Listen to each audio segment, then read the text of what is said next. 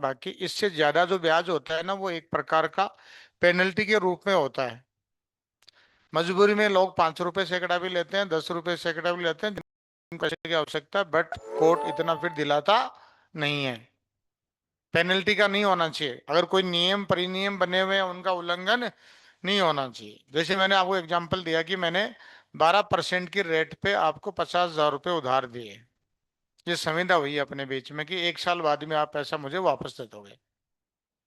अब आपने मुझे पैसा वापस नहीं दिया, तो उस पैसे की रिकवरी के लिए मैंने आपके खिलाफ सूट फाइल किया 1 साल पश्चात। ठीक है। 2 साल कोर्ट में मुकदमा चला, केस चला। 2 साल बाद में उसका कोर्ट ने डिक्री पारित कर दी मेरे फेवर में।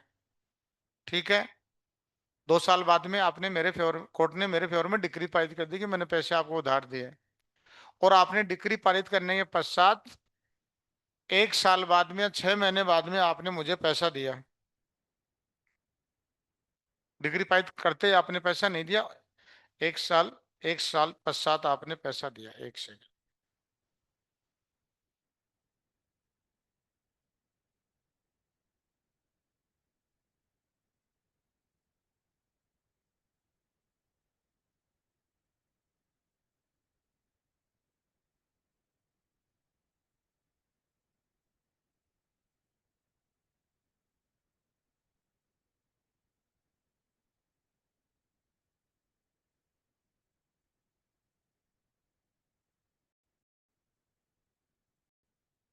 तो आपने मुझे डिग्री पारित करने के पश्चात 6 महीने बाद में पैसे दिए। तो 3 ब्याज कौन कौन से हो गए?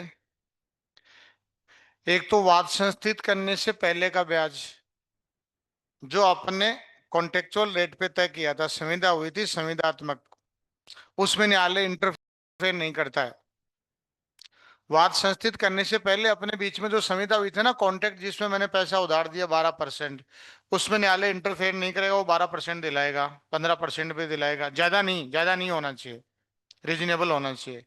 एक वाद संस्थित करने से लेकर के डिक्री पारित करने की तारीख तक 2 साल में मामले का निर्णय हुआ, तो 2 साल का जो ब्याज है ना, वो न्यायालय उतना दिलाएगा जितना न्यायालय ठीक समझे। वो कोर्ट पे डिपेंड करता है कितना होगा। और डिक्री पारित कर दी, after passing decree to payment, decree पारित करने से लेकर के पेमेंट तक 6 महीने में आपने पेमेंट किया, वो 6 महीने का जो ब्याज है वो 6% से ज्यादा नहीं होगा। 6% तक हो सकता है मैक्सिमम। कितना होगा? 6%। पर 6% से भी ज्यादा हो सकता है अगर आपने मेरे से पैसा उधार लिया था कॉमर्शियल पर्पज के लिए। कितना? कॉमर्शियल पर्पज के लिए। तो ब्याज कॉमर्शियल पर्पज के लिए लिया है ना, उद्योग धंधों के लिए आपने, तो ब्याज 6% से ज्यादा हो सकता है। ज्यादा कितना हो सकता है? या तो संविदात्मक दर जो आपने पहले 12% तय की वो, और कोई संविदात्मक दर तय नहीं कर रखे, तो नेशनलाइज बैंक जो नेशनलाइज बैंक जो पैसा उधार देते हैं कॉमर्शियल पर्पज के लिए, उद्योग धंधों के लिए, वो कितना इंटरेस्ट लेते हैं उतना इंटरेस्ट न्यायालय दिलाएगा। अब पढ़ो आप इसको। 3 प्रकार के, पहले तो 3 ब्याज कौन से हैं याद रखो। एक तो बिफोर इंस्टीट्यूशन ऑफ सूड, वाद संस्थित करने से पहले का ब्याज। एक वाद संस्थित करने से लेकर के डिक्री पारित करने तक का ब्याज। और एक डिक्री पारित करने के पश्चात पेमेंट करने तक का। कोर्ट ने आज मेरे फेवर में 50,000 रुपए की डिक्री पारित कर दी, बट आपने 6 महीने तक पैसे नहीं दिए, तो 6 महीने का ब्याज भी तो होगा। इंटरेस्ट तो लगता ही है।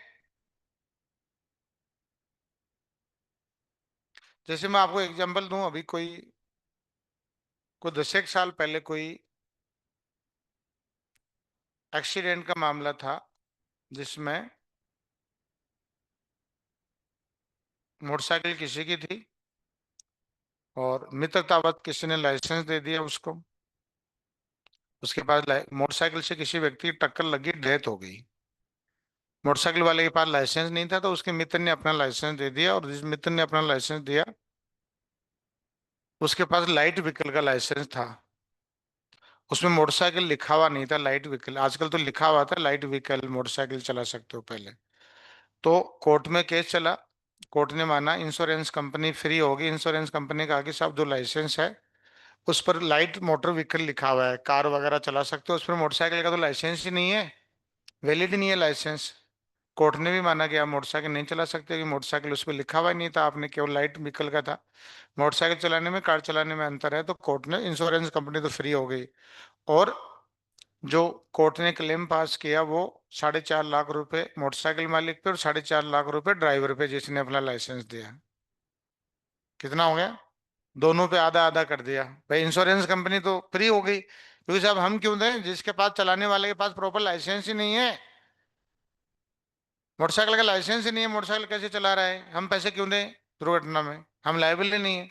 कोर्ट ने माना कि आप लायबल नहीं हो। वो 10-12 साल पहले की बात है।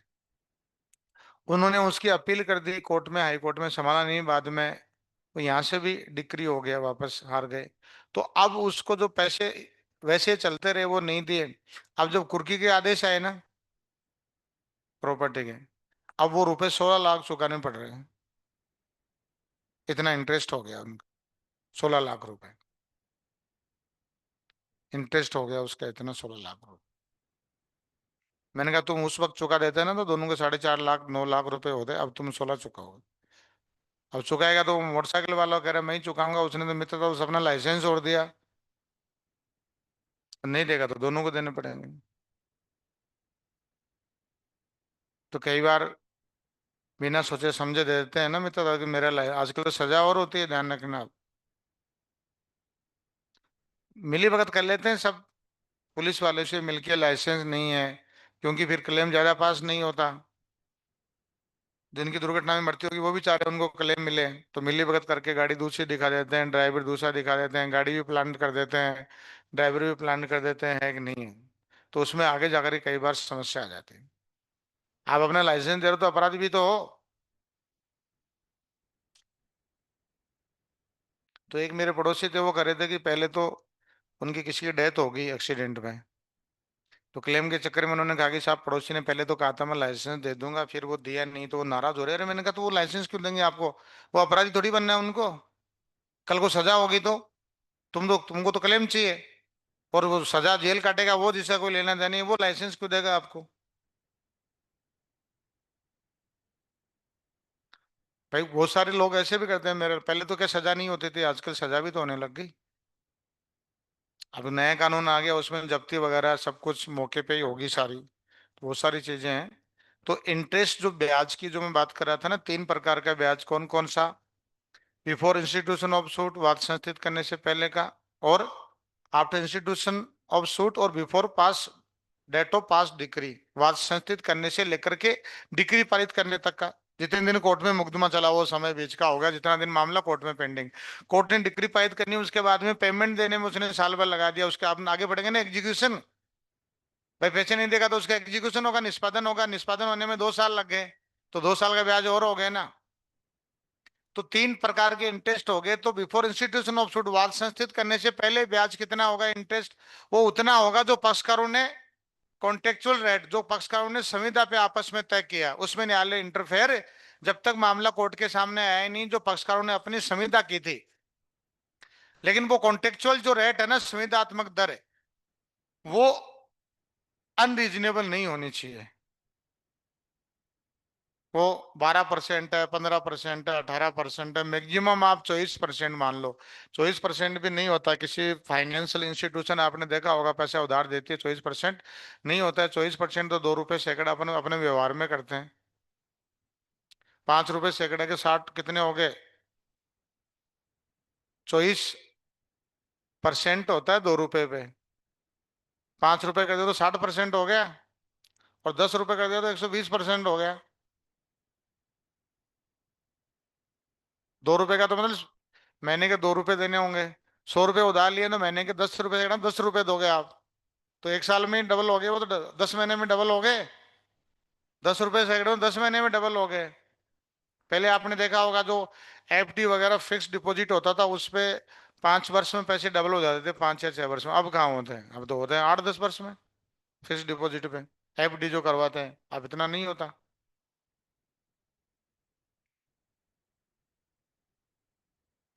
तो तीन प्रकार के इंटरेस्ट हैं। पहले वाले में न्यायालय इंटरफेयर नहीं करता है, बट अगर गवर्नमेंट ने कोई नियम बना रखे हैं, रूल्स बना रखे हैं, उनसे ज्यादा नहीं होना चाहिए, पेनल्टी के नेचर का नहीं हो, 10% तो पेनल्टी है। 24% से ज्यादा हर कंडीशन में पेनल्टी के रूप में है, वो नहीं दिलाएगा न्यायालय।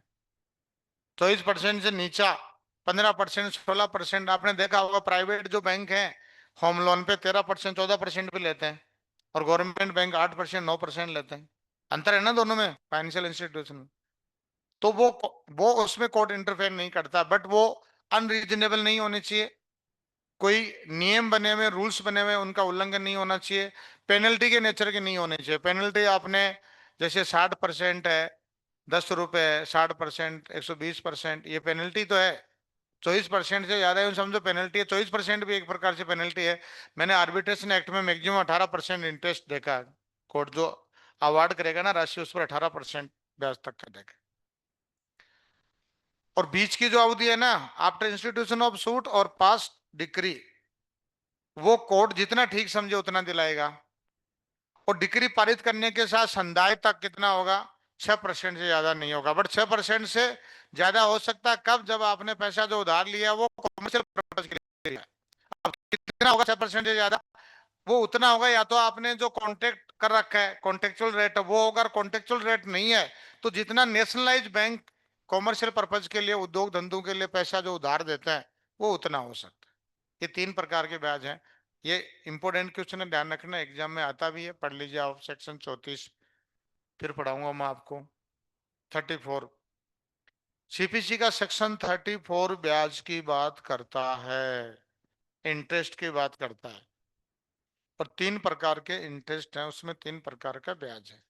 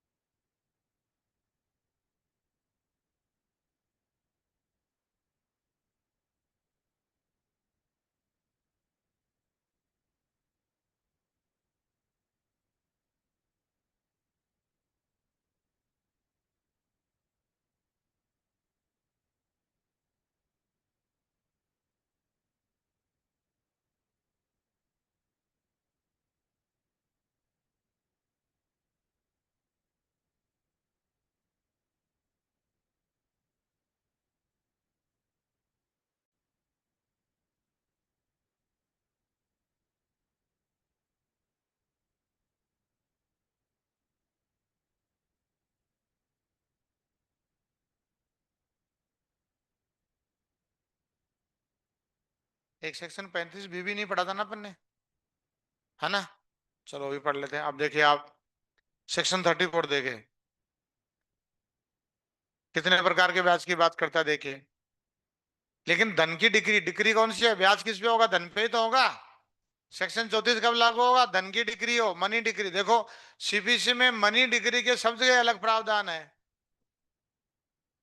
भाई। एक तो डिक्री होती है किसी प्रॉपर्टी के लिए, कब्जे के लिए। एक होती है मनी डिक्री, धन की डिक्री। डिक्री के अधीन किसी व्यक्ति को धन देना हो तो उसके एग्जीक्यूशन के तरीके भी अलग हैं, प्रोविजन भी अलग दे रखे हैं। यहाँ ब्याज भी केवल उसी की बात करता है। देखिए, जहां और जहां तक की डिक्री, जहां और जहां तक की डिक्री धन के संदाय के लिए, डिक्री किसके लिए? डिक्री धन के संदाय के लिए है। न्यायालय न्यायालय डिक्री में यह न्यायालय डिक्री में यह निर्देश देगा।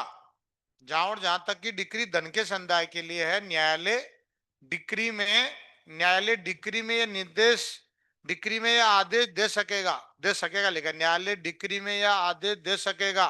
जरूरी नहीं है कि न्यायालय आपको ब्याज दिलाए, देगा नहीं लिखा है। न्यायालय डिक्री में यह आदेश दे सकेगा कि न्याय निर्णीत मूल राशि पर, न्याय निर्णीत मूल राशि कौन सी है?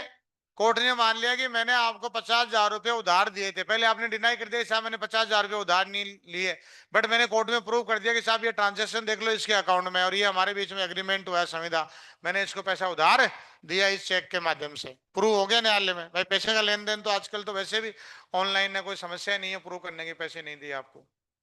केस का लेन देन हो वहां अलग है, लेकिन जहां आपने ऑनलाइन ट्रांजेक्शन है चेक दिया वो तो साफ साफ एविडेंस है। कोर्ट ने डिसाइड कर लिया कि मूल राशि 50,000 रुपए थी, अब उसमें ब्याज कितना होगा वो देखो ये करे। न्यायालय डिक्री में आदेश दे सकेगा कि न्याय निर्णीत मूल राशि पर किसी ऐसे ब्याज के अतिरिक्त जो ऐसी मूल राशि पर वाद संस्थित किए जाने के पूर्व की किसी अवधि के लिए न्याय निर्णीत हुआ है। पूर्व की अवधि कौन सी थी? वो 1 वर्ष, यानी 1 साल में पैसा आपको वापस देना था और 1 साल में पैसा वापस नहीं दिया तो मैंने आपके खिलाफ रिकवरी के लिए सूट फाइल किया। तो वाद संस्थित करने से पहले का पीरियड कितना हो गया? 1 ईयर न्याय निर्णीत हुआ है। एक तो वो ब्याज उसको छोड़ दो आप, उसके तो उस पर न्यायालय गौर नहीं करता, उसके अतिरिक्त है किसी ऐसे ब्याज के अतिरिक्त जो ऐसी मूल राशि पर वाद संस्थित किए जाने से पूर्व की किसी अवधि के लिए न्याय निर्णीत हुआ है, उसको छोड़ो आप। उसके अलावा वाद की तारीख से डिक्री की तारीख तक ब्याज, वाद की तारीख से डिक्री की तारीख तक ब्याज ऐसी दर से जो न्यायालय युक्तियुक्त समझे।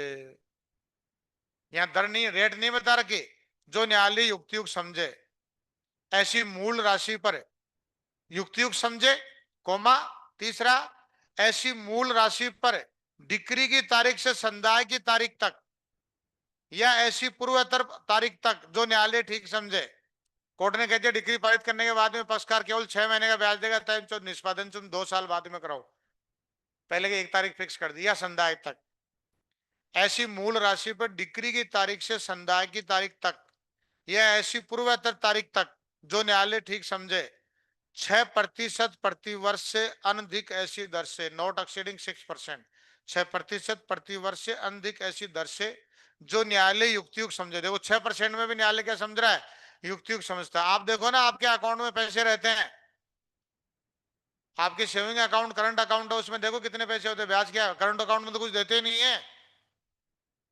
मैं तो देने के बजाय काट और रहे हैं, काट और लेते हैं कि इतना चार्ज लगेगा, इतना कोचिंग का जो अकाउंट है करंट अकाउंट के हर महीने 150-200 रुपए काटते रहते हैं, देना तो अलग बात है। और जो सेविंग अकाउंट है उसमें भी कितना देते हैं? 2% 3%। देखो आप साल भर में कितना, इतने देते हैं? दे ही नहीं थे बैंक। बैंक देता कुछ नहीं है और लेता, होम लोन हो कोई सा भी हो, 9% 8% है और देता कुछ भी नहीं है। आप घर पे बिजली का वो लगाओगे, सोलर लगाओगे तो आपको देंगे 2 रुपए गवर्नमेंट, और आपसे लेती कितनी है? 10 रुपए। कितना अंतर है? अगर गवर्नमेंट उतने पैसे देना कि 10 रुपए देंगे आपको पर यूनिट, तो सब घरों में ढक जाएंगे, सारे सबके घर छत ढक जाएंगे, सब सोलर लगा ले। पर 2 रुपए देते हैं।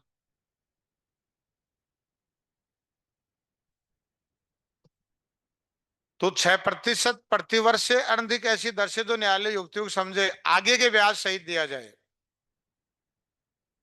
अब याद रखें, where and in so far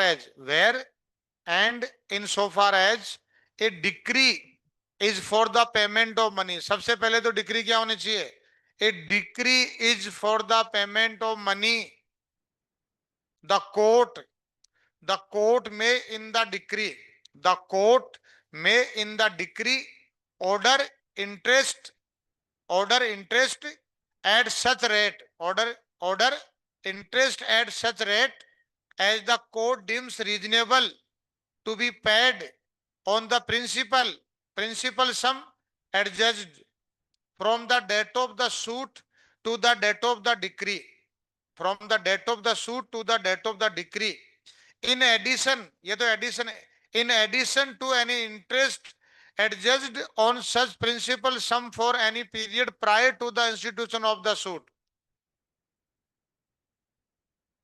with further interest at such rate not exceeding 6% per annum as the court deems reasonable on such principal sum from the date of the decree to the date of payment और to such earlier date as the court thinks fit. तो इस भाषा को छोड़ो, आपको कितने प्रकार के है न्यायालय, जहां पर कोई डिक्री धन के संदाय के लिए डिक्री है, उसमें 3 प्रकार के ब्याज की बात करता है सेक्शन 34। वाद संस्थित करने से पहले का ब्याज, बिफोर इंस्टीट्यूशन ऑफ सूट, वाद संस्थित करने से पहले का ब्याज उतना होगा जो पक्षकारों ने अपनी संविदा द्वारा तय किया। कॉन्टेक्चुअल रेट, जो पक्षकारों ने अपनी संविदा द्वारा तय किया उतना ब्याज होगा। नंबर 2, वाद संस्थित करने से लेकर के डिक्री पारित करने तक का ब्याज कितना होगा, जो न्यायालय युक्तियुक्त समझे। तीसरा, डिक्री पारित करने की तारीख से लेकर के डिक्री के अधीन पैसे का संदाय होने तक 6% से ज्यादा नहीं होगा। ये एग्जाम में ज्यादा आता है, 6% से ज्यादा नहीं हो।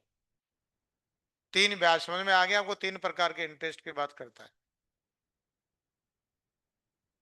भाई। न्यायालय पहले क्या था, पक्षकार इंटरफेयर नहीं करता। पहले जो है ना, वाद संस्थित करने से पहले पक्षकारों ने जो अपने पैसे उधार देते हैं, उसने जो तय किया रेट वो लगेगी, लेकिन वो रेट क्या नहीं होगी, अनरीजनेबल नहीं होनी चाहिए, पेनल्टी के नेचर की नहीं होनी चाहिए। कोई गवर्नमेंट ने कोई नियम बना रखे हैं, रूल्स बना रखे हैं, उनका उल्लंघन नहीं होना चाहिए। आप तो 10%, 20% मजबूरी में कितने ले लो, लेकिन फिर कोर्ट दे देगा क्या? नहीं देगा। रीजनेबल तो दिलाता है ना कोर्ट। तो उस ब्याज में न्यायालय इंटर, वो तो एडिशन में, हो तो अतिरिक्त, वो पक्षकार जाने। जिस institution, date of institution of suit to date of pass decree, वाद संस्थित करने की तारीख से लेकर के डिक्री पारित करने तक जितना न्यायालय रीजनेबल समझे, युक्तियुक्त समझे, 5%, 10%, जो भी कोर्ट ठीक समझे। और date of passing decree, date of pass decree to date of payment not exceeding 6%। 3 हो गए, 3 इंटरेस्ट हो गए। लेकिन ये 6% से ज्यादा हो सकता है। तीसरा, कब? जब पैसा आपने कॉमर्शियल पर्पज, कॉमर्शियल पर्पज क्या है वो भी नीचे बता रखा है, परंतु देखिए प्रोविजो, परंतु परंतु जहां परंतु जहां इस प्रकार न्याय निर्णीत राशि के संबंध में, भाई न्याय निर्णीत राशि कौन है? मूल राशि। पहले तो कोर्ट को वो डिसाइड करना पड़ेगा ना कि मैंने आपको पैसा उधार दिया कि नहीं दिया। पहले तो वो मूल प्रिंसिपल सम कोर्ट एडजस्ट करेगा कि इतना न्याय निर्णीत करेगा, एडजस्ट करेगा ना कि इतना अमाउंट दिया था। अब ब्याज की बात तो बाद में आती है, पता लगा पैसे ही नहीं दिए तो ब्याज कहां से? तो इसलिए कह रहा है, परंतु जहां इस प्रकार न्याय निर्णीत राशि के संबंध में दायित्व, इस प्रकार न्याय निर्णीत राशि के संबंध में दायित्व, दायित्व किसी वाणिज्यिक समव्यवहार से उद्भूत हुआ था, दायित्व किसी वाणिज्यिक समव्यवहार से उद्भूत हुआ था, यानी उत्पन्न हुआ था, वहां वहां ऐसे आगे के ब्याज की दर, वहां ऐसे आगे के ब्याज की दर 6% प्रतिवर्ष की दर से अधिक हो सकती है। लेकिन 6% से अधिक कितनी होगी? अगर पक्षकारों ने कॉन्टेक्चुअल रेट ही 4% कर रखी है कि यार तेरे से क्या पैसा लूंगा, चल तू 4% दे देना, जो बैंक लेती है हमें देती है उतना तू दे देना, आपने तय कितना किया? 4%। तो फिर कोर्ट 6% कैसे दिलाएगा? भाई कॉन्टेक्चुअल जो रेट है ना, पक्षकारों ने मूल विधि तो वो है भाई, बेसिक लो तो पक्षकारों ने जो मूल विधि, अपने जो राइट्स एंड ड्यूटी जो पक्षकारों ने आपस में संविदा द्वारा तय किया, उससे तो ज्यादा न्यायालय कभी दिलाता ही नहीं है। वही आपने 4% कर रखी है तो 6% कैसे दिलाएगा? तो यहां पर यह करा कि 6% से ज्यादा हो सकती है, किंतु ऐसी दर ब्याज की संविदात्मक दर से, संविदात्मक दर समझते हो ना, जो पक्षकारों ने जब लेन देन किया, जब उन्होंने राशि संविदा द्वारा तय की, उसको बोलते हैं कॉन्ट्रेक्चुअल रेट। संविदात्मक दर से, या जहां कोई संविदात्मक दर नहीं है वहां उस दर से अधिक नहीं होगी जिस पर वाणिज्यिक समव्यवहार, वाणिज्यिक समव्यवहार के संबंध में राष्ट्रीयकृत बैंक धन उधार या अग्रिम देते हैं। अब प्राइवेट बैंक तो 15% भी लेते हैं, वो थोड़ी है।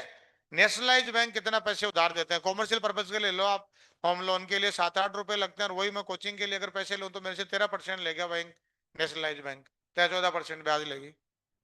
कॉमर्शियल पर्पज के लिए, कमाने के लिए ले रहे हो ना पैसे, होम लोन तो घर के लिए आता है, कॉमर्शियल पर्पज के लिए ले रहे हो तो ज्यादा हो सकता है।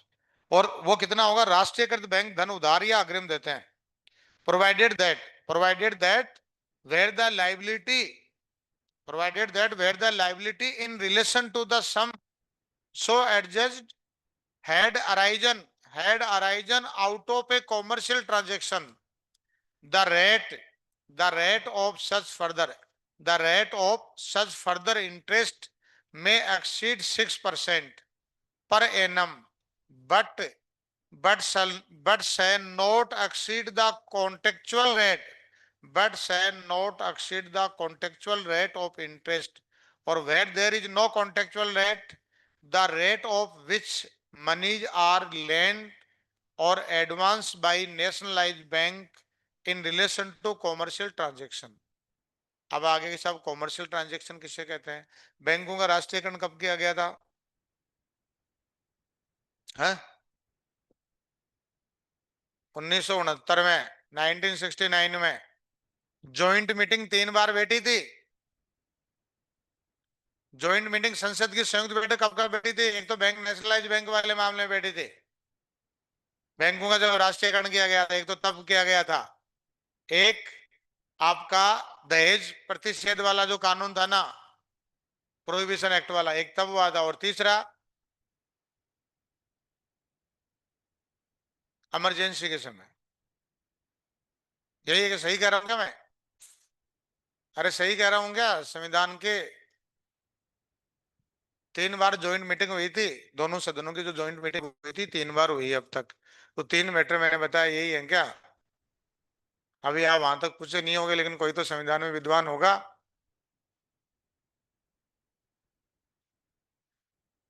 है? हाँ, आता ही रहता है, तभी तो पूछ रहा हूँ। मैं तो जनरली बताया जाता हूँ, मैंने बताता ही हूँ बातें तो मैं। जब राष्ट्रीयकृत बैंक की बात आती है, मुझे ये बात बताता ही हूँ मैं। सही है। है? टाटा माटा जो पास हुआ था वो 3 है ना? चलिए ठीक है। ये क्वेश्चन इंपोर्टेंट है, आ सकता है कभी भी, आरजीएस में नहीं आ सकता कि स्वयं ज्वाइंट मीटिंग कब हुई थी। ये बहुत छोटी सी बात है, जो ये सबको ही पता है। तो जो मास्टर की ये जो तैयारी करते हैं ना, कौन से रीट वीट जो भी है ना, ये तो उनको याद है। आपको तो आरजीएस की तैयारी कर रहे हो आप, आपको तो ध्यान में होना चाहिए ना। अब देखिए, राष्ट्रीयकृत बैंक, नीचे क्या लिखा? इस उपधारा में राष्ट्रीयकृत बैंक से बैंकरी कंपनी उपक्रम का अर्जुन अंतरण अधिनियम 1970 में यथा परिभाषित तत्कालीन नया बैंक अभिप्रेत है। ये 1970 में हुआ था। In this subsection nationalised bank means a corresponding new bank as defined in the banking companies acquisition and transfer of undertaking act 1970। और कॉमर्शियल सर्व व्यवहार इस धारा के प्रयोजनों के लिए इस धारा के प्रयोजनों के लिए कोई समव्यवहार वाणिज्यिक समव्यवहार है, कोई समव्यवहार वाणिज्यिक समव्यवहार है यदि वह दायित्व उपगत करने वाले पक्षकार के उद्योग, व्यापार या कारोबार से संबंधित है। For the purposes of this section a transaction is a commercial transaction if it is connected with the industry, trade or business of the party incurring the liability। जिस पार्टी की लाइबिलिटी इनकरिंग हुई है, उसने पैसा trade industry के लिए, trade के लिए लिया या बिजनेस के लिए पैसा उधार लिया है, तो वो कॉमर्शियल ट्रांजेक्शन माना जाएगा। इसलिए होम लोन की रेट अलग है, कार लोन लेते हो उसकी रेट भी अलग है, लेकिन बिजनेस के लिए पैसा उधार लेते हो कॉमर्शियल पर्पज के लिए, उसके लिए इंटरेस्ट रेट अलग। इंपोर्टेंट सेक्शन है, इसमें से एग्जाम में क्वेश्चन पूछा हुआ है, बट जो क्वेश्चन पूछा वही ठीक से नहीं पूछा, क्योंकि पूछने वाला को भी पता नहीं सेक्शन 34 क्या कह रहा है। पूछ तो लिया, बट उसको खुद को ही नहीं आता जिसने क्वेश्चन पूछा। 2-3 साल पहले आरजेएस एग्जाम में क्वेश्चन पूछा था, एक पुराने पेपर देखना है, तो वो क्वेश्चन ठीक नहीं था, प्रॉपर इसमें से दिया नहीं था। चलिए अब आ जाइए आप, सेक्शन 35B वो रह गया था, ध्यान नहीं रहा। Cost for causing delay, cost for causing delay, विलंब कारित करने के लिए खर्चा, विलंब कारित करने के लिए खर्चा, कॉस्ट फॉर कॉजिंग डिले। यदि किसी वाद की सुनवाई के लिए यदि किसी वाद की सुनवाई के लिए या उसमें कोई कार्यवाही करने के लिए, या तो सुनवाई के लिए, यदि किसी वाद की सुनवाई के लिए या उसमें कोई कार्यवाही करने के लिए नियत किसी तारीख को नियत किसी तारीख को वाद का कोई पक्षकार कार्यवाही करने में, जो कार्य करने के लिए कहा गया, कार्यवाही करने में जो वह उस तारीख को इस संहिता द्वारा या उसके अधीन करने के लिए अपेक्षित था असफल रहता है, अथवा ऐसी कार्यवाही करने के लिए या साक्ष्य पेश करने के लिए किसी अन्य आधार पर स्थगन अभिप्राप्त करता है, यानी तारीख लेता है, एडजॉर्न लेता है।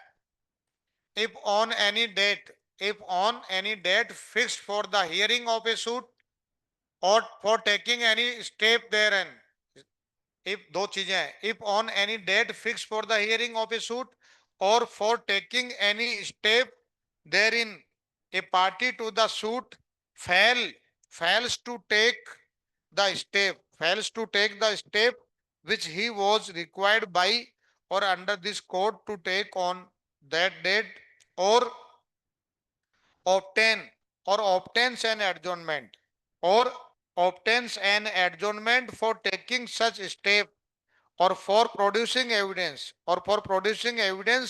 or on any other ground, तो न्यायालय तो न्यायालय ऐसे कारणों के आधार पर जो लेखबद्ध किए जाएंगे, कारण लिखना होगा, तो न्यायालय ऐसे कारणों के आधार पर जो लेखबद्ध किए जाएंगे ऐसे पक्षकार से दूसरे पक्षकार को ऐसे खर्चों का जो न्यायालय की राय में दूसरे पक्षकार को उसके द्वारा उस तारीख को न्यायालय में हाजिर होने में उपगत खर्चों की बाबत प्रतिपूर्ति करने के लिए युक्तियुक्त रूप में पर्याप्त हो संदाय करने की अपेक्षा करने वाला आदेश कर सकेगा, और ऐसे आदेश की तारीख के आदेश करने वाला आदेश कर सकेगा, यहां तक पढ़िए, आदेश कर सकेगा।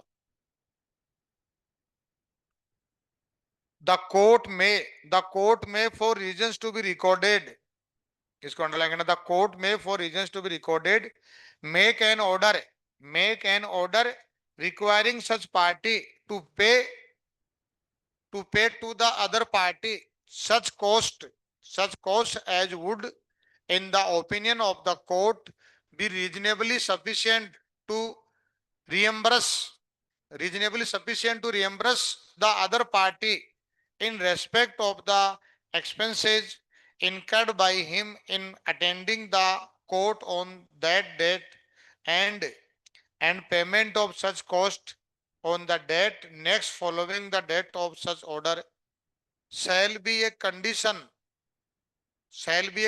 precedent to the further prosecution of, और ऐसे आदेश की तारीख के ठीक बाद की तारीख को ऐसे खर्चों का संदाय, पहला, यदि वादी को ऐसे खर्चों का संदाय करने का आदेश दिया गया तो वादी द्वारा वाद, यदि प्रतिवादी को ऐसे खर्चों का संदाय करने के लिए आदेश दिया गया तो प्रतिवादी द्वारा प्रतिरक्षा में आगे कार्यवाही करने के लिए पूर्वभावी शर्त होगी।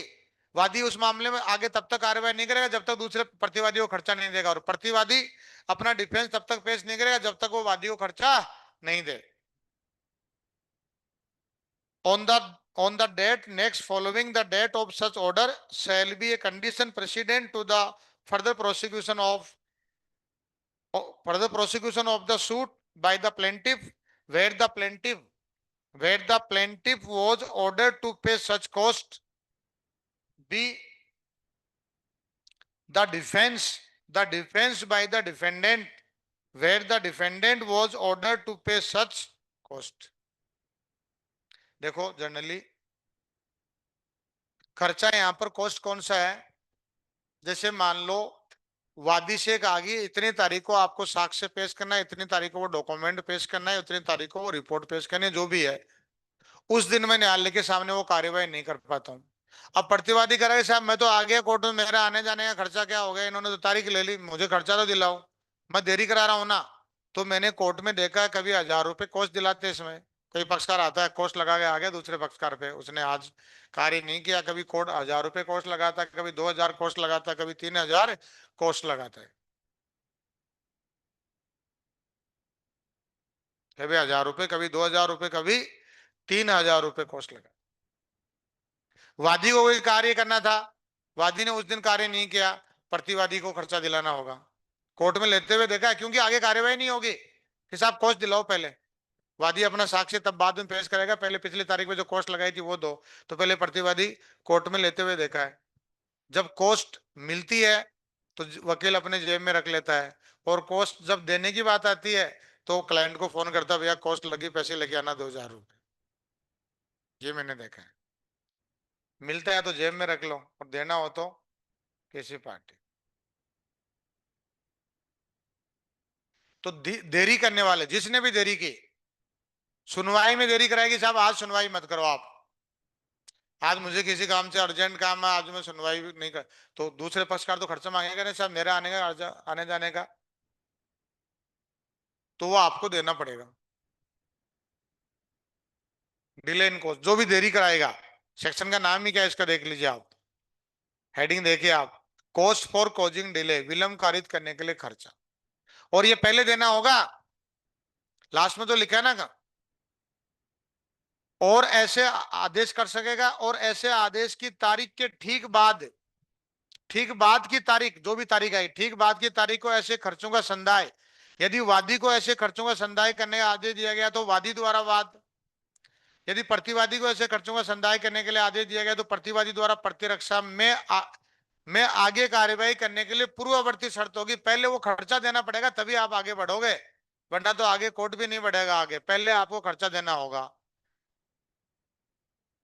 On the date next following the date of such order shall be a condition precedent to the further prosecution of the suit by the plaintiff, where the plaintiff was ordered to pay such cost, the defense by the defendant, where the defendant was ordered to pay such cost। ज्यादा नहीं होती, 1,000 रुपए 2,000 रुपए में, आज से 10 साल पहले बात करता हूँ, आजकल 5 होगी 2,000 3,000 कॉस्ट लग गई। तो एक बार कोई मामला मैं हमारे पास था, तो वो हमारे बॉस के पास वो मामला आया इसलिए था कि पहले वाला जो वकील था ना, वो तारीख पे उपस्थित नहीं हुआ था। ठीक है। अब वो फिर फाइल हमारे पास आई, हाई कोर्ट का मामला है, हमारे पास आई वो फाइल, पार्टी नाराज होगी, फाइल ले ली वापस के, तुम सुनवाई पे उपस्थित नहीं होते हो। अब जब हमारे पास आई ना, तो जो कॉज लिस्ट देखी ना हमने, तो कॉज लिस्ट क्या थोड़ी ठीक से नहीं थी, तो हमसे भी चूक हो गई, बॉस ने खुद ने भी देखी, उसने भी नहीं देखा, और हमसे भी चूक हो गई, और कोर्ट ने वो डिसमिस कर दी। वो इतने नाराज हुए कि जिस कारण से फाइल मेरे पास आई थी ना, वही अपन ने कर दिया, आपने देखा ही नहीं, गुस्सा हो रहे थे। मैंने कहा देखा तो आपने भी था, और लिस्ट तो आपको भी नहीं दिखा, नहीं ठीक से नाम स्पष्ट नहीं था, हमें भी नहीं दिखा कि अब वो केस लग रहा है। फिर वो 3,000 रुपए की कॉस्ट लगी, उसमें वो खुद ने, वकील साहब ने बड़ा जोर पड़ा, खुद ने देना, पार्टी से कि मुंह किस मुंह मांगे, 3,000 रुपये पार्टी से किस मुंह पे मांगेगा, कि मैंने उपस्थित नहीं हुआ इसलिए खारिज हो गया, इसलिए तुम 3,000 रुपये दो, खुद नहीं दिए वकील साहब ने 3,000 रुपये।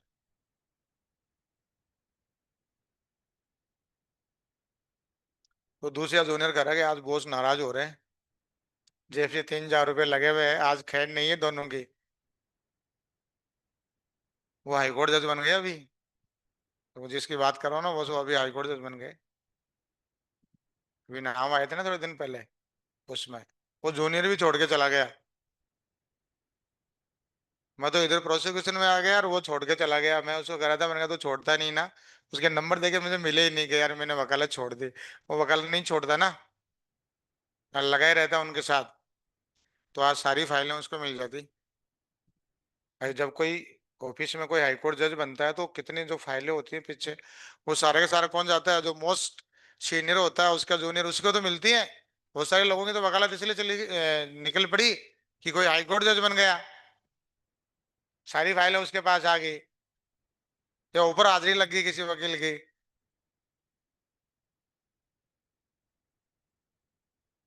होता है ना कई बार किसी घर में कोई वकालत नहीं कर रहा, जूनियर, तो उसको मिल जाते हैं स्टाफ। तो मुझे वो याद आ रहा था, वो जब हाईकोर्ट जज बनने, मैंने कहा यार उससे पूछूं, लेकिन वो नंबर क्या, मुझे मिले ही नहीं उसके। वो 2008-9 की बातें थी, बीच में एक दो बार कॉल आया था उसका, फिर मेरे पास नंबर सर्च किया, मैंने मिले ही नहीं।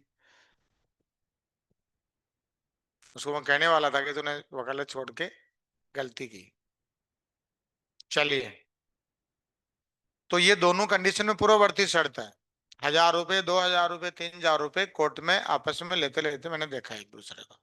चलिए अब स्पष्टीकरण देखिए इसका, जहां प्रतिवादियों जहां प्रतिवादियों या प्रतिवादियों के समूह द्वारा, एक से अधिक प्रतिवादियों और प्रतिवादियों का समूह भी है, दो दो चार चार, जहां प्रतिवादियों या प्रतिवादियों के समूह द्वारा पृथक पृथक प्रतिरक्षाएं की गई हैं, अलग अलग सेपरेट सेपरेट डिफेंस पेश किए, पृथक पृथक प्रतिरक्षाएं की गई है, वहां ऐसे खर्चों का संदाय ऐसे प्रतिवादियों या प्रतिवादियों के समूह द्वारा जिन्हें न्यायालय द्वारा ऐसे खर्चों का संदाय करने का आदेश दिया गया है, प्रतिरक्षा में आगे कार्यवाही करने के लिए पूर्वभावी शर्त होगी। जिन पर कॉस्ट लगा दी वो तो प्रतिरक्षा तभी करेंगे जब पहले खर्चा देंगे, जिन पे नहीं लगाई वो अपनी कार्यवाही को आगे बढ़ाते रहेंगे अगर एक से अधिक प्रतिवादी हैं। Where separate defences where separate defences have been raised by the defendants और groups of defendants, payment of such cost payment of such cost shall be shall be a condition, payment of such cost shall be a condition precedent to the further prosecution of the defense by such defendants or groups of defendants as have been ordered by the court to pay such cost। और यहां पर देखिए कई बार क्या होता है कि आपने कॉस्ट पहले दे दी, वो तो एक अलग बात है, पर सामने वाले पक्षकार ने भी जीतने की कोई बात नहीं, सब कार्यवाही आगे चलने दो, ये कह रहा है मैं दे दूंगा कॉस्ट अगली तारीख पे, नहीं दी कॉस्ट, दे दी तो ठीक है, सपोज करो कॉस्ट नहीं दी और उस मामले में डिक्री हो गई, तो यहां जो कॉस्ट वाला जो है ना, इसका आदेश अलग से पारित किया जाएगा। ये वाद के खर्चों में नहीं है कि डिक्री में कि पहले कॉस्ट लगाई थी उसका खर्चा आपको अलग से, क्योंकि या तो पहले आपने दिया नहीं था तो देना तो पड़ेगा वो, चाहे डिग्री पारित करने के पश्चात दो या पहले। अगर सामने वाले पक्षकार आगे आपत्ति करता तो पहले देना पड़ेगा, आप आगे नहीं बढ़ोगे। तो नीचे वाला क्लोज टू ये करा है, देखिए ऐसे खर्चे ऐसे खर्चे जिनका उपधारा फर्स्ट के अधीन संदाय किए जाने का आदेश किया गया है, यदि उनका संदाय कर दिया गया है तो उस वाद में पारित डिक्री में अधिनियमित किए गए खर्चों में सम्मिलित नहीं किए जाएंगे। खर्चों में शामिल नहीं है। जैसे डिक्री में कोर्ट ने 20,000 रुपए खर्चे दिलाए तो वो कह कि साहब मैंने 5,000 रुपए खर्चे पहले दे दिए, वो इसके खर्चे थोड़ी है, वो तो आपने देरी की उसका सेपरेट खर्चा है, वो तो गया आया, वो तो उसी समय देना था, वो वाद के खर्चों में शामिल नहीं होगा डिक्री में। तो उस वाद में पारित डिक्री में अधिनियमित किए गए खर्चों में सम्मिलित नहीं किए जाएंगे। The cost ordered to be paid under subsection first shall not if paid be included in the cost awarded in the decree passed in the suit।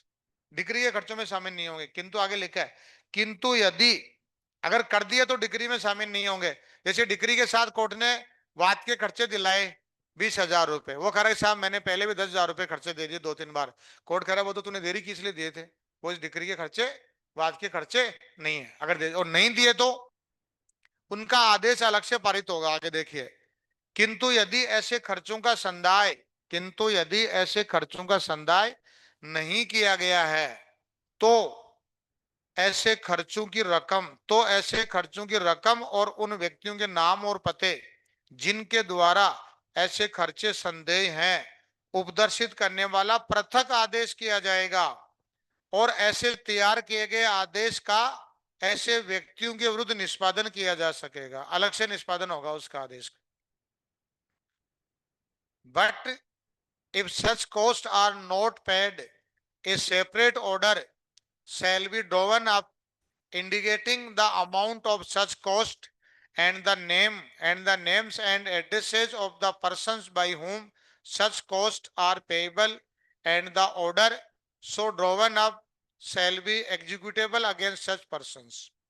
तो नीचे वाला क्लोज टू समझ में आ गया होगा। एक तो ये वाद के खर्चे नहीं है, दे दिए तो डिक्री में शामिल नहीं किए जाएंगे खर्चों में, और नहीं दिए तो उनके लिए अलग से आदेश होगा और अलग से उसका क्या होगा, निष्पादन होगा। ये तो देरी करने की वजह से है जो दूसरे पक्षकार को हुए हैं। भाई दोनों पक्षकार आ गए, मैं कोर्ट में हाजिर हो गया, मैं गवाहों को भी लेके आ गया, मेरा आने जाने का डेली का 2,000 रुपए खर्च हो गए कोर्ट में आने के, सामने वाला आया ही नहीं, ये कौन सी बात हुई, कोर्ट से करेंगे साहब मैं आ गया और वो आया ही नहीं, तारीख ले गया, मुझे खर्चा दिलाओ, आप कॉस्ट लगाओ, ताकि अननेसेसरी पार्टी एडजॉर्न नहीं ले। ये क्यों किया गया प्रावधान, ताकि पार्टी अननेसेसरी मामले में डिले नहीं करे। अगर कॉस्ट का प्रावधान नहीं हो तो पार्टी काम ही नहीं करेगी, इसलिए यहाँ पर खर्चा लगाया जाएगा। हो गया क्लियर? अब पढ़ लीजिए आप सेक्शन 35 बी को।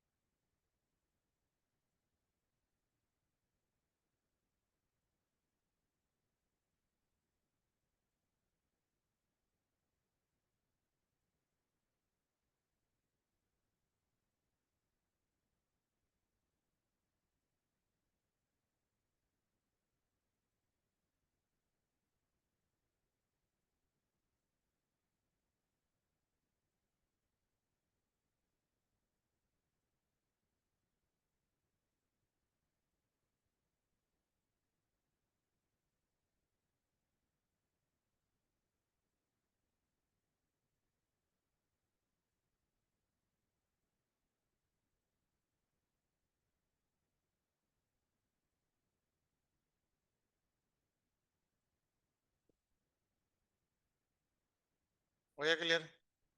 चलिए आप एक ऑर्डर 21 का चार्ट लिख लिया अलग से। वैसे तो मैंने चार्ट भेज रखा है, उसमें नहीं है। ऑर्डर 21 का चार्ट अलग से लिखो,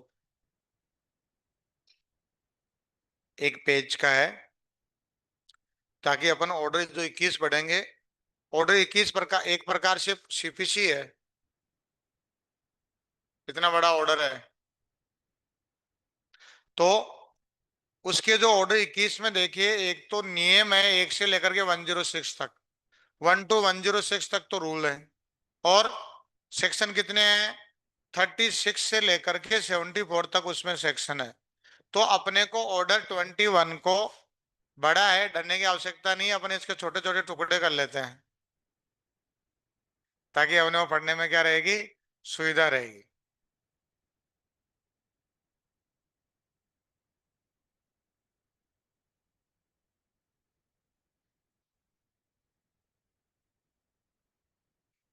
ऑर्डर 21, सेक्शन 36 to 74 और रूल 1 to 106, मैन हेडिंग तो आपकी ये हो गई।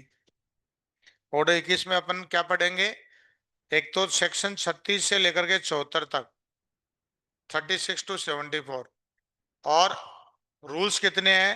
1 to 106, नियम 1 से लेकर के 106 तक इसमें रूल है, नियम है। एग्जीक्यूशन से संबंधित है, निष्पादन। क्या है इस टॉपिक का नाम? अपने पढ़ा था निष्पादन, एग्जीक्यूशन। आप नीचे लिखो। देखिए, अपन डिक्री के निष्पादन की बात करते हैं। एक सेक्शन है, मैं लिखाऊंगा आपको यहाँ पर। अपन एग्जीक्यूशन ऑफ डिक्री बोलेंगे, क्योंकि सेक्शन 36 क्या कहता है कि जो प्रोविजन एग्जीक्यूशन ऑफ डिक्री में लागू होते हैं, वही प्रोविजन एग्जीक्यूशन ऑफ ऑर्डर में लागू होंगे। तो बार बार अपने को दो शब्द पढ़ने को नहीं मिलेंगे। एग्जीक्यूशन ऑफ डिक्री बोलूंगा बार बार, तो आप कहोगे साहब ऑर्डर का एग्जीक्यूशन नहीं होता, यार उसी में शामिल है। सेक्शन 36 है ना, वो सबसे पहले यही कहता है कि जो प्रोविजन एग्जीक्यूशन ऑफ डिक्री के दिए गए, वही सारे प्रोविजन किस पे लागू होंगे, एग्जीक्यूशन ऑफ ऑर्डर पे लागू होंगे, ताकि अपने को दो दो शब्द बार बार पढ़ने को नहीं मिले। तो इसमें लिखो आप, डिक्री के निष्पादन के विषय को निम्न 5 भागों में विभाजित किया जा सकता है। एक लाइन लिखो, डिक्री के निष्पादन के विषय को, डिक्री के निष्पादन, डिक्री के निष्पादन के विषय को, डिक्री के निष्पादन के विषय को निम्न 5 भागों में विभाजित किया जा सकता है।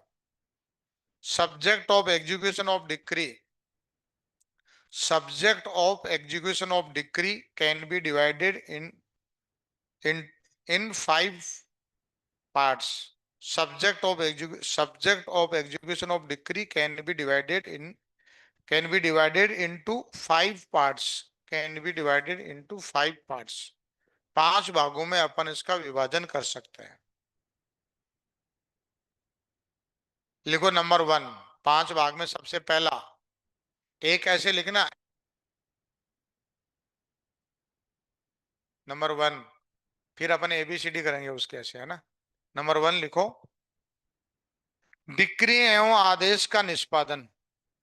सबसे पहले हेडिंग लिखो, डिक्री एवं आदेश का निष्पादन।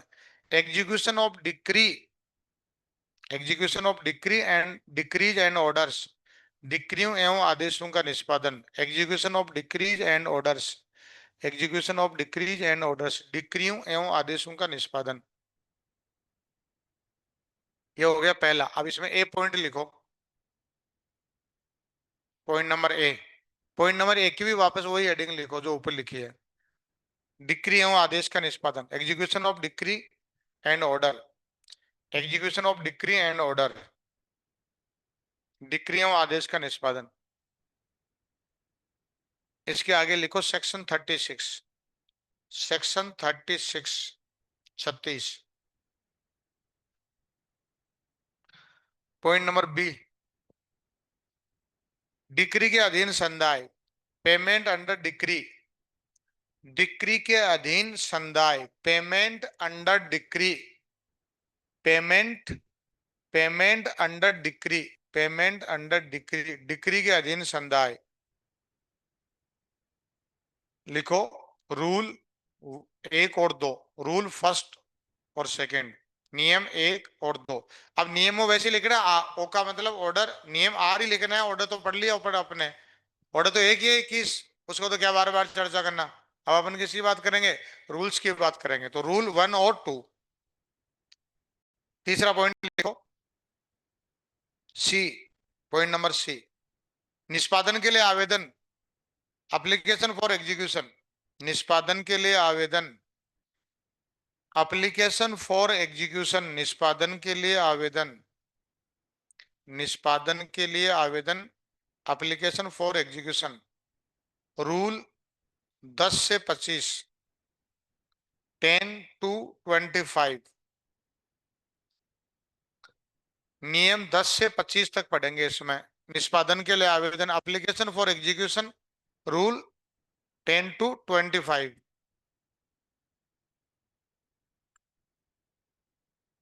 डी, निष्पादन का रोका जाना, stay of execution, stay of execution, निष्पादन का रोका जाना। नियम लिखो आगे, रूल 26 से 29, रूल 26 to 29, रूल 26 to 29, निष्पादन का रोका जाना। ये हो गया इसका फर्स्ट पार्ट। ठीक है, अब लिखो point number 2,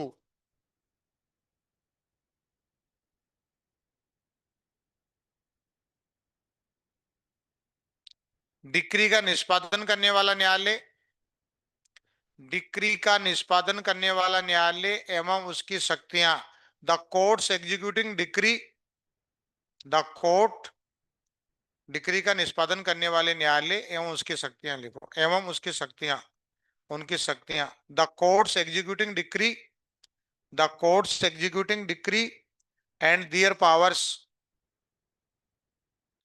and their powers, उनकी शक्तियां, डिक्री का निष्पादन करने वाले न्यायालय एवं उनकी शक्तियां। इसमें पहला पॉइंट लिखो ए, डिक्री पारित करने वाला न्यायालय, the court which passed A decree, the court which passed A decree, decree पारित करने वाला न्यायालय, डिक्री पारित करने वाला न्यायालय। सेक्शन 37, आगे लिखो सेक्शन 37,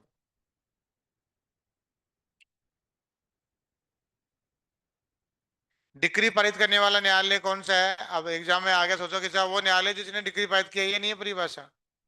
डिग्री पारित करने वाले न्यायालय परिभाषा दे रखी है कौन से में, सेक्शन 37 में, इंपोर्टेंट बताऊंगा आपको। आगे लिखो सेक्शन 37, डिग्री पारित करने वाले न्यायालय, the court which pass A degree, bracket में लिखो सेक्शन 37, फिर लिखो डिग्री का निष्पादन करने वाला न्यायालय,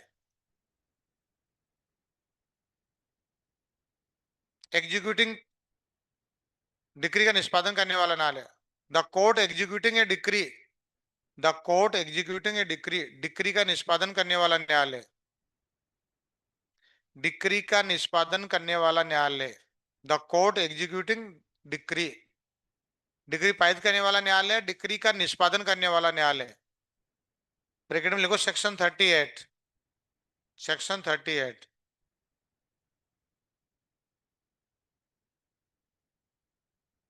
फिर लिखो डिक्री का अंतरण, ट्रांसफर ऑफ डिक्री, डिक्री का अंतरण। डिक्री निष्पादन के लिए अंतरित भी की जाती है, सबसे इंपॉर्टेंट टॉपिक है डिक्री का अंतरण, ट्रांसफर ऑफ डिक्री। ब्रैकेट में प्रोविजन लिखो सेक्शन 39 टू 41, धारा 39 से 41 तक प्रावधान है ट्रांसफर ऑफ डिक्री के। Section 39 to 41, section 39 to 41। और नियम ऊपर छूट गया थे, देखो एक गैप था बीच में, कौन सा था नियमों में? कौन से नियम नहीं लिखे थे 29 से पहले? 3 से 9 ऊपर रह गया था ना, 10 से 25 लिखाया था मैंने, एक दो फिर 10 से 25। लिखो रूल 3 टू 9, नियम 3 से 9 तक। सी पॉइंट हो गया कंप्लीट। अब लिखो point number D, execution of foreign decree, विदेशी डिक्री का निष्पादन, विदेशी डिक्री का निष्पादन, एग्जीक्यूशन ऑफ फॉरेन डिक्री, विदेशी डिक्री का निष्पादन, एग्जीक्यूशन ऑफ फॉरेन डिक्री। ये पढ़ा भी चुका मैं आपको, सेक्शन 43 से 45, 43 टू 45 में पढ़ेंगे। सेक्शन 43, 43 टू 55,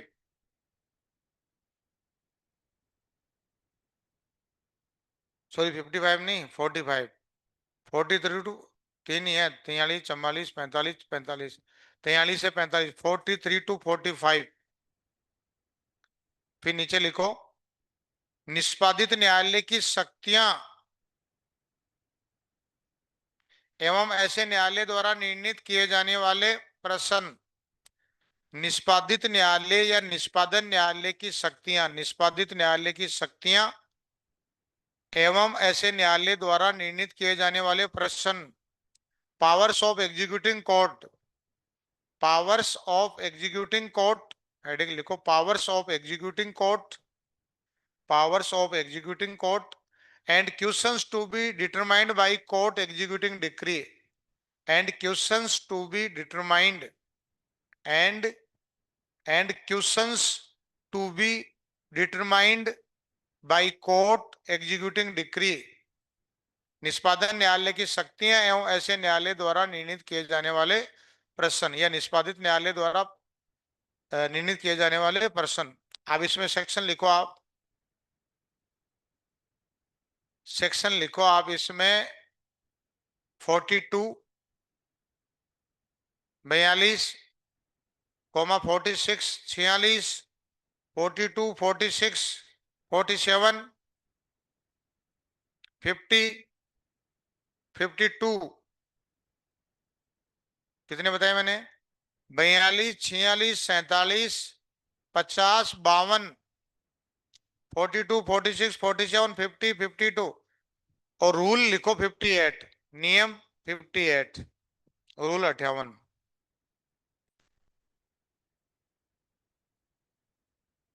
अब लिखो आप, ये हो गया 2 पॉइंट, 1 और 2। अब मोटा हेड लिखो थर्ड, ये तो एबीसीडी लिखा है ना दूसरे पॉइंट में। अब तीसरी हेडिंग डालो, निष्पादन की विभिन्न रीतियां, various mode of execution. Decree निष्पादन की विभिन्न रीतियां लिख लो, डिक्री निष्पादन की विभिन्न रीतियां, various mode of execution of decree, various mode of execution of decree, decree निष्पादन की विभिन्न रीतियां। इसमें सेक्शन लिखो, सेक्शन 51, सेक्शन 51, 51, 55 से 72, 55 से 72, 55 टू 72, 55 से 72, 55 टू 72। नियम लिखो 30 से 96, रूल 30 टू 96, नियम 30 से 96 तक, रूल 30 टू 96, 30 से 96। अब इसमें लिखो पहला पॉइंट, पॉइंट नंबर ए, विभिन्न प्रकार की डिक्रियों का निष्पादन, execution of various kinds of decree, विभिन्न प्रकार की डिक्रियों का निष्पादन, execution of various kinds of decree, execution of various kinds of decree, विभिन्न प्रकार की डिक्रियों का निष्पादन।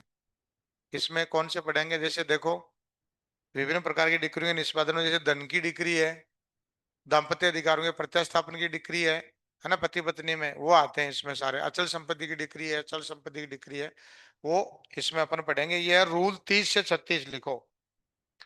इसमें लिखो आप रूल 30 to 36, नियम 30 से 36 तक पढ़ेंगे पहले पॉइंट में, विभिन्न प्रकार की डिक्री में निष्पादन, execution of various kinds of decree, नियम 30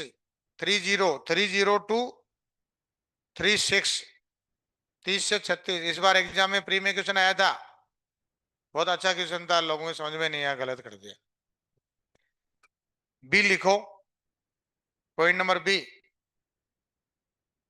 निर्णित ऋणी को कारागार में बंद करके by arrest and detention of judgment debtor, by arrest,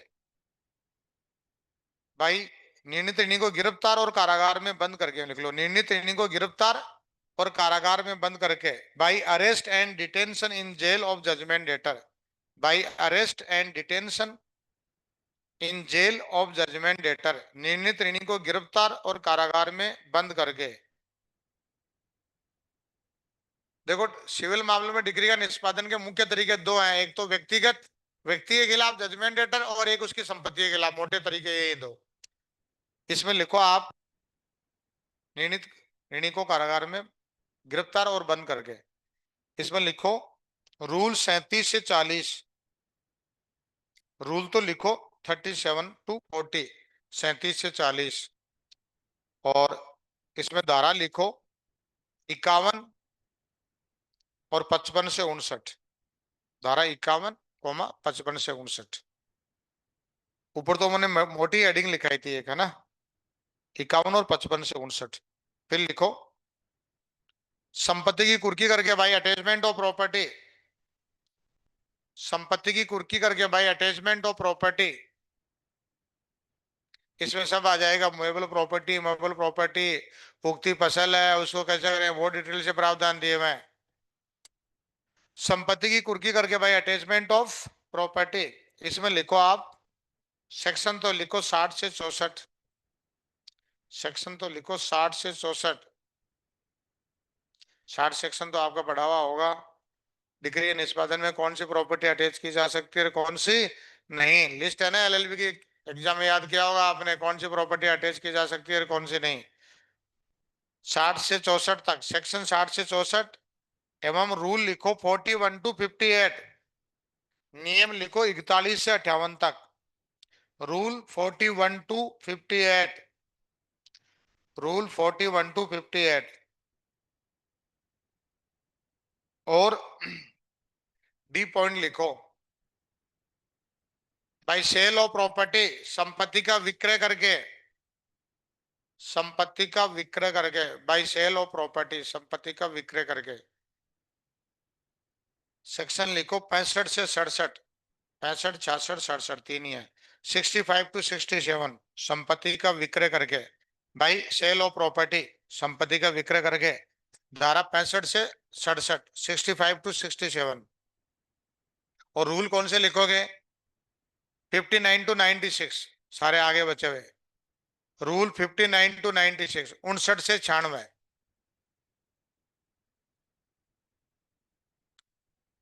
ये हो गए तीन हेडिंग, तीन होगी ना, 5 पार्ट लिखाए थे मैंने, कितने हो गए, अरे 5 पार्ट्स लिखाए थे, 3 हो गए, 3 में 4 हो गए एबीसीडी, 3 में एबीसीडी थे, विभिन्न प्रकार की डिक्री में निष्पादन है। मोटी हेडिंग मैंने लिखाई थी डिक्री निष्पादन की विभिन्न रीतियां, various mode of execution of decree, इसमें ए बी सी और डी लिखाया था। अब लिखो पॉइंट नंबर 4,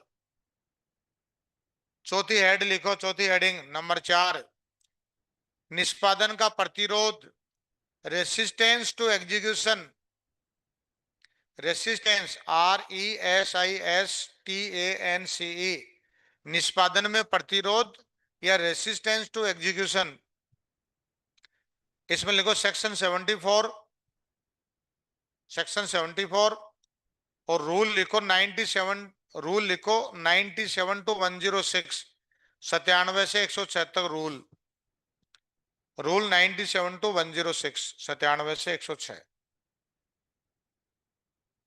और लास्ट वाली पांचवी हेडिंग लिखो, बस एक ही लाइन है इसकी, पांचवी हेडिंग लिखो, आस्तियों का वितरण या आस्तियों का आनुपातिक वितरण, rateably distribution of asset, rateably distribution of assets, आस्तियों का आनुपातिक वितरण, आस्तियों का आनुपातिक वितरण, rateably distribution of asset, assets, ASSETS, assets, आस्तियों, आस्तियों का मतलब लोकी भाषा में अपन संपत्ति को असेट बोलेंगे, है ना। चल चल, जैसे फर्म की असेट नहीं होती क्या, असेट होते हैं ना फर्म के, उनके उनको, तो ये है सेक्शन 73। इंपोर्टेंट है, बड़ा कठिन क्यों समझने के लिए है, वेरी वेरी इंपोर्टेंट है इसका सेक्शन 73। ये आपका ऑर्डर 21 है, जिसको मैंने आपको अलग से चार्ज बनाया है, चार्ट बनाया है। ऐसे ही पढ़ेंगे अपन इसको, जैसे अपन ने चार्ट बनाया है ना, ताकि आपको पढ़ने में सुविधा रहे। और इसमें पढ़ने में मिनिमम 10 दिन तो लगेंगे ही लगेंगे, ऑर्डर 21 को पढ़ने में, और साथ में सेक्शन। हाँ बताओ क्या हुआ। अरे नहीं है तो नहीं है, क्या कौन गायब हो गई, चूहा खा गया, देखो। नहीं पढ़ोगे 3 दिन तो खा गया, चूहा खा गया, बेरेट खोल के देख लो।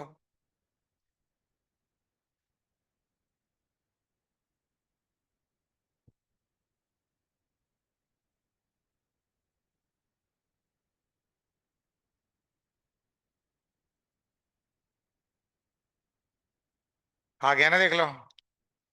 अब घर पे जाकर के इस चार्ट को समझना, और जो मोटे मोटे प्रोविजन है ना, आज रात को खाना खा करके और कसम खा के बैठना है कि मुझे आरजेसी कसम है, मैं 2 घंटे इस चार्ट को समझूंगा ही, और ये प्रोविजन में हल्के हल्के देखूंगा, देखूंगी, ताकि अपने ऑर्डर 21 पढ़ेंगे तो आपको पढ़ने में सुविधा रहेगी, ज्यादा समझ में आएगा। बहुत बड़े प्रावधान है, बट वैसे रीडिंग लगानी है, याद भी नहीं करना, समझना भी नहीं है। भेजे में घुसे तो ठीक है, नहीं घुसे तो कोई बात नहीं, पर कुछ तो घुसेगा, प्रोविजन तो याद रहेंगे जो मैं पढ़ाऊंगा आपको। तो सेक्शन भी देखने मोटे मोटे, और बड़े रूल है वो छोड़ देना, जैसे रूल है ना ये 47, 48, 49, 50, 51 बड़े बड़े हैं, निगम फर्म, वो छोड़ देना, बाकी मोटे मोटे प्रावधान आप इसमें आपको देखना है। जैसे धन की डिग्री का निष्पादन कैसे होगा, नियम 1 और 2 इंपोर्टेंट है, 30 से 36 वाले इंपोर्टेंट है ना। ये ऐसे नियम 15, 16, 19, 20, तो एक बार इसको थोड़ा रीड आउट करना है, खाना खा के 2 घंटे इस पे काम करना, ताकि अपन आने वाले 10 दिन में ऑर्डर 21 पढ़ेंगे। क्योंकि सबसे कठिन सब्जेक्ट जो है ना सीपीसी का, वो एग्जीक्यूशन है, वो आपको अच्छे से आना चाहिए। तो लंबी क्लास भी लगाएंगे कभी संडे वनडे, जैसे मुझे फुर्सत मिली, तो इस पे लेकिन आपको काम जरूर करना है। ठीक है, चलिए धन्यवाद।